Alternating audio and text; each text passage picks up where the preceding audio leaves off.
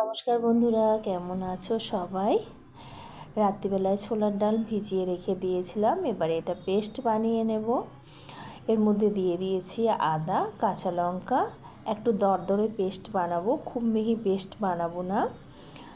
মিক্সির জারটা ভালো করে ধুয়ে নেব। এই জলটা আমি পরে রান্নাতে ব্যবহার করব।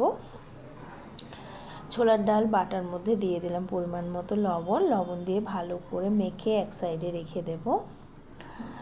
এইবার মশলা নিয়ে নেব। মশলা এখানে নিয়েছি একটা বড় সাইজের টমেটো, যেটা আমি মিক্সিতে ভালো করে পেস্ট করে নিয়েছি আদা, কাঁচা লঙ্কা বাটা। কড়াইয়ের মধ্যে দিয়ে দেবো সর্ষের তেল গরম হয়ে গেলে দিয়ে দেবো ফোড়ন, দেব শুকনো লঙ্কা, তেজপাতা আর দেব জিরে।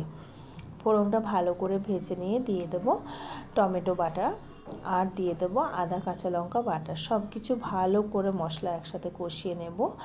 মিক্সির জার ধোয়া জলটা এর মধ্যে দিয়ে দেবো আর দিয়ে দেবো হলুদের গুঁড়ো আর লঙ্কার গুঁড়ো। সব কিছু ভালো করে মিশিয়ে নেব। এবার দিয়ে দেবো পরিমাণ মতো লবণ দিয়ে ভালো করে মশলাটা কষিয়ে নেব। যখন এরকম তেল ছেড়ে আসবে মশলা থেকে, তখন এর মধ্যে দিয়ে দেবো আমি দুধ। এখানে আমি লিকুইড দুধ ব্যবহার করেছি। তেজপাতা তুলে ফেলে দেব। ভালো করে ফুটিয়ে নেব। ফোটানো হয়ে গেলে যে ছোলার ডালের যে পেস্টটা বানিয়ে রেখেছি, গ্যাসটার আঁচটা একদম সিম করে দেব।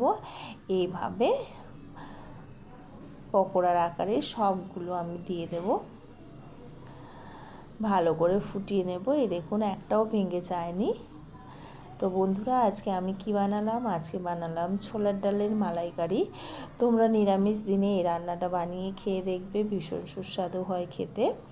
এবার ওপর থেকে দিয়ে দেব ব্যালেন্সের জন্য পরিমাণ মতো চিনি, 1 চামচের মতো দিয়েছি। দেখুন, একটাও ভেঙে যায়নি। একবার অতি অবশ্যই বানিয়ে খেয়ে দেখো।